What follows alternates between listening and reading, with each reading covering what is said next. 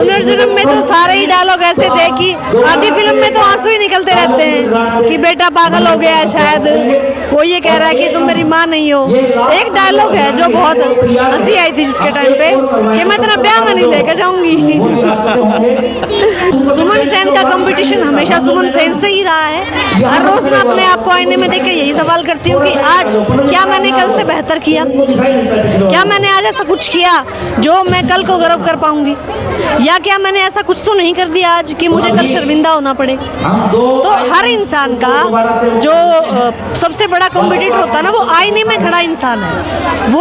और दूसरी चीज़ ये कि शादी के बाद जिंदगी खत्म नहीं होती, दूसरी पारी है, खुलकर खेलिए, मज़े से खेलिए और आगे बढ़िए। तो पहले लोग आपसे नफरत करते हैं, फिर वो आपसे जलते हैं, आपका मजाक उड़ाते हैं, उसके बाद वो आपको कॉपी करते हैं। वो कि एक माँ को बेटा कह रहा है कि मेरा जो नाम तुमने रखा है मैं वो इंसान नहीं हूँ, तुम मेरी माँ नहीं हो, ये मेरे पिता नहीं, ये मेरा गांव नहीं है, मैं कहीं और पैदा हुआ था, मेरा नाम कोई और है, मेरा गांव कोई और है और मैं किसी और का बेटा हूँ। तो एक माँ जो मन्नतों के बाद एक औलाद पैदा होती है, वो उसे सिरे से नकार दे कि आप मेरी माँ ही नहीं हो। तू मर क्यों जाता है? और कितना खून पीऊंगा हमारा है? सारे गाँव में बेइज्जती के वक्त दर्दी अपना नाम भूल गया तू, नाम भूल गया अपना। क्यों मारा छोरे का? मेरी बस होली है जमा, इसे क्या बीमारी होगी? सारे साधु फकीर संत फकीर सबकी मैं जमा के धर लिया, पर यूं ठीक नहीं हुआ। नमस्कार दोस्तों, मैं सलीम और आप देख रहे हैं नमस्कार भारत। फिलहाल हम करनाल का गांव है कोहंड, और कोहंड में हरित मॉडर्न स्कूल है। जो तस्वीरें आप देख रहे हैं वो तस्वीरें हैं हरियाणवी बॉलीवुड एक्टर्स सुमन सेन। आज से करीब 6 महीने पहले इनकी फिल्म आई है पुनर्जन्म, और पुनर्जन्म में इन्होंने एक माँ का रोल अदा किया है। वो रोल इतना गजब का रोल है कि आज वो फिल्म जो है उस स्टेप ऐप पे ट्रेंडिंग में है। बहुत सारे लोग जो हैं उस फिल्म को देख रहे हैं। मैडम, सबसे पहले आपका नमस्कार भारत पर स्वागत है।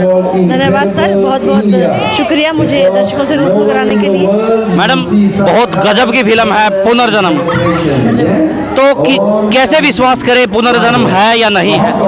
देखिए, आत्मा के बारे में कहा जाए तो यदि अधूरे कर्म रह जाएं किसी के, तो आत्मा इस संसार में दोबारा जन्म लेती है, और ये हमारे वेदों पुराणों में भी इस चीज़ का जिक्र है। सबसे पहले आप अपना जिला, गांव और हमारे दर्शकों को अपना नाम, ताकि दोबारा से लोगों को पता लगे कि हरियाणा की धरती पर इतनी बड़ी कलाकार जो है आज यहाँ करनाल के स्कूल में पहुँची है। एक बार राम राम जी, मेरा नाम है सुमन सेन, मैं हंसी की बेटी हूँ, रोहतक ब्याह रखी हूँ और पूरे हरियाणा की लाडली हूँ।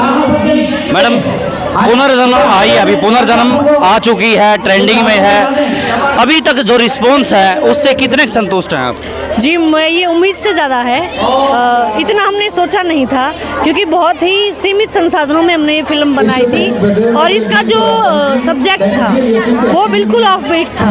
आमतौर पर हरियाणा में ज़मीनों के ऊपर फिल्में बनती हैं, रिश्तों के ऊपर बनती है, शादी के ऊपर बनती है। तो पुनर्जन्म एक ऐसा विषय था जो बिल्कुल ऑफ बीट था।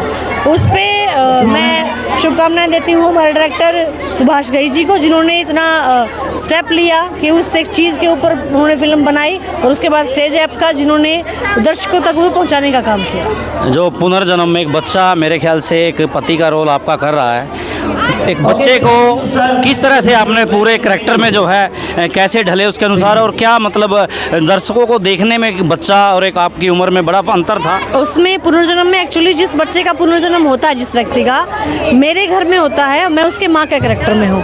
तो बहुत एक असमंजस भरा किरदार था वो, कि एक माँ को बेटा कह रहा है कि मेरा जो नाम तुमने रखा है मैं वो इंसान नहीं हूँ, तुम मेरी माँ नहीं हो, ये मेरे पिता नहीं, ये मेरा गाँव नहीं है, मैं कहीं और पैदा हुआ था, मेरा नाम कोई और है, मेरा गांव कोई और है और मैं किसी और का बेटा हूँ। तो एक माँ जो मन्नतों के बाद एक औलाद पैदा होती है, वो उसे सिरे से नकार दे कि आप मेरी माँ ही नहीं हो, तो उस औरत के दिल पे क्या गुजरती है, ये किरदार था। बहुत ही टफ कैरेक्टर था। ये कितने बजट की फिल्म थी? बहुत अच्छी फिल्म रही अभी तक हरियाणवी फिल्म जो देखते हैं, ये अच्छी एक जो है फिल्म काफ़ी दिनों बाद आई है। कितने बजट की फिल्म है?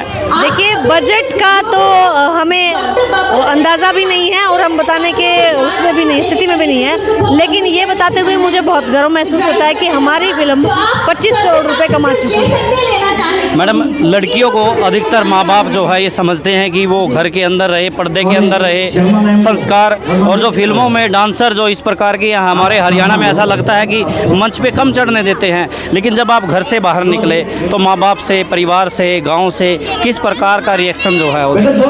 देखिए, अगर मैं एक सामाजिक रिएक्शन का बात करूं तो पहले लोग आपसे नफरत करते हैं, फिर वो आपसे जलते हैं, आपका मजाक उड़ाते हैं, उसके बाद वो आपको कॉपी करते हैं। तो अगर मैं अपनी बात कहूँ तो ये है कि मुझे कभी संघर्ष नहीं करना पड़ा, भगवान की दया से। मेरी स्वर्गीय सासू माँ थी, वो बहुत ऊंचे ख्यालात की औरत थी, और मेरे पति हैं वो बहुत बहुत ब्रॉड माइंडेड फैमिली से हैं, तो मुझे कभी संघर्ष नहीं करना पड़ा कि मुझे ये करना है। बहुत खुले दिमाग से, खुले दिल से मेरे ससुराल ने मुझे इजाज़त दी इस चीज़ के लिए, और मैं आभारी हूँ। मैडम, जब लड़की ब्याह दी जाती है, वो किसी की बहू हो जाती है, तब भी मेरे ख्याल से जो है उस पर पाबंदियाँ लगती है, और आपने, मैंने सुना कि शादी के बाद जो है आपने पढ़ाई भी जारी रखी, आपकी अपनी कलाकारी भी जारी रखी, और आज जो आपकी पहचान है वो मेरे ख्याल से शादी के बाद ज़्यादा आपको पहचान मिली। क्या कहेंगे इसके? जिसके बारे में तो ये कहूँगी जी, मैं ज्योतिष को बहुत मानती हूँ, और शादी के बाद ही आपका शुक्र एक्टिव होता है, और आपका शुक्र संबंधित होता है आपके जीवन साथी के साथ। तो यदि जीवन साथी के साथ आपकी ट्यूनिंग अच्छी है तो मुझे नहीं लगता कि कोई भी चीज़ आपको रोक पाएगी। सबसे पहले विश्वास, जो हम पे विश्वास करते हैं उसका विश्वास टूटने लगता है, और जिस विश्वास पे वो घर से बाहर भेजते हैं उनके लिए वो बहुत बड़ी चीज़ होती है। तो विश्वास बनाए रखिए, परिणाम उनकी इच्छा के अनुसार या उनकी जो आस्था है आप में उसके अनुसार लीजिए। पुनर्जन्म का कोई अगर डायलॉग जो सबसे फेमस रहा आपके मुंह से आया, वो एक बार दर्शकों को आप पुनर्जन्म में तो सारे ही डायलॉग ऐसे थे कि आधी फिल्म में तो आंसू ही निकलते रहते हैं कि बेटा पागल हो गया है, शायद वो ये कह रहा है कि तुम मेरी माँ नहीं हो। एक डायलॉग है जो बहुत हंसी आई थी जिसके टाइम पे कि मैं तेरा ब्याह में नहीं लेकर जाऊंगी। तो आपकी जो है पुनर्जन्म आई, इसके बाद कोई फिल्में हैं जो अभी बहुत जल्द ही आने वाली हैं? अभी 2 फिल्में सिनेमा के लिए बन चुकी हैं। उनमें से पहली है द लॉस्ट गर्ल, आदित्य रनौलिया जी हैं जो हमारे हरियाणा से ही हैं, हंसी से मेरे शहर से, उनके प्रोडक्शन में बन रही है। उसमें मैंने एक सरदारनी का कैरेक्टर किया, बहुत ही प्यारा कैरेक्टर, आप देखेंगे आपको बहुत पसंद आएगा। और दूसरी फिल्म आ रही है जयदीप अहलावत जी के साथ जियो सिनेमा पर, उसमें मेरा कैरेक्टर है गाँव की औरत का कैरेक्टर है, जो कि हीरोइन की सबसे पक्की वाली सहेली होती है। मतलब इतनी पक्की सहेली होती है कि गांव में पुलिस आती है हीरोइन को पकड़ने के लिए, वो लड़ जाती है उनसे अपनी सहेली को बचाने के लिए। तो बहुत ही प्यारी फिल्में आप लोगों के बीच में आएंगी इस साल में। तो कहीं ना कहीं हरियाणा को लेकर, हरियाणवी संस्कृति को लेकर जो इस तरह के प्रयास चल रहे हैं, सरकार से किस प्रकार का रिस्पांस मिलता है ऐसे अवसरों पर? देखिए, अभी तक तो जो चल रहा है वो एक गर्ल जी की कलाकार ही कर रहे हैं आपस में, अभी तक तो सरकार से ऐसा कुछ मिला नहीं है। लेकिन मैं गुजारिश करूंगी कि हमारी संस्कृति को बचाने के लिए, आगे बढ़ाने के लिए हमें सरकार से काफ़ी कुछ उम्मीदें हैं। अभी 4 फिल्मों को जो है उनको मिला है सरकार से एक प्रोग्राम है, जिसके तहत एक फिल्में अगर आप रिलीज करते हैं हरियाणवी सिनेमा के ऊपर तो उसमें आपको रॉयल्टी वगैरह कुछ मिलता है। 4 फिल्मों को मिला है, उन सभी के निर्माताओं और निर्देशकों को मेरी तरफ से शुभकामनाएं, और उम्मीद है कि अगर इस तरह यदि छोटे बजट की चीज़ों के लिए भी सरकार से मदद मिले तो काफ़ी कुछ चीज़ें और अच्छी निकल के आ सकती हैं। लास्ट सवाल मेरा ये है कि बेटियों के लिए माँ बाप जो है, आप जैसे सपने हों IAS बने, IPS बने, पर्दा प्रथा जो है वो बंद रहे, क्या अपील यहाँ से?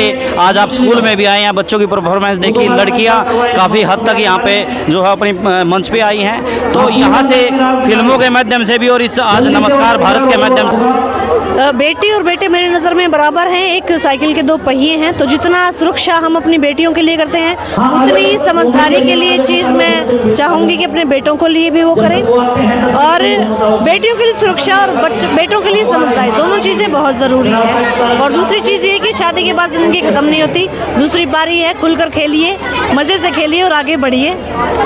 एक सवाल और आ गया, कंपटीशन जो है आज के दौर में कंपटीशन बहुत ज़्यादा है, तो आज सुमन सेन का कंपटीशन किसके साथ है? सुमन सेन का कंपटीशन हमेशा सुमन सेन से ही रहा है। हर रोज़ मैं अपने आप को आईने में देख के यही सवाल करती हूँ कि आज क्या मैंने कल से बेहतर किया, क्या मैंने आज ऐसा कुछ किया जो मैं कल को गर्व कर पाऊंगी, या क्या मैंने ऐसा कुछ तो नहीं कर दिया आज कि मुझे कल शर्मिंदा होना पड़े। तो हर इंसान का जो सबसे बड़ा कॉम्पिटिटर होता है ना, वो आईने में खड़ा इंसान है। वो आईने में खड़ा इंसान से आप नज़र मिला सकते हैं तो आप सफल हैं। सुमन सेन थी, तमाम बातें हमारी इनसे हुई, और आपसे सिर्फ एक अपील रहेगी कि सुमन सेन जिस तरह से एक गरीब परिवार से उठकर आई हैं, सेन समाज से उठ के आई हैं और आज पूरे देश में इनका नाम है, तो आपसे भी अपील रहेगी अपने कमेंट्स बॉक्स में अपनी राय दें और वीडियो को ज़्यादा से ज़्यादा शेयर करें। नमस्कार, जय हिंद।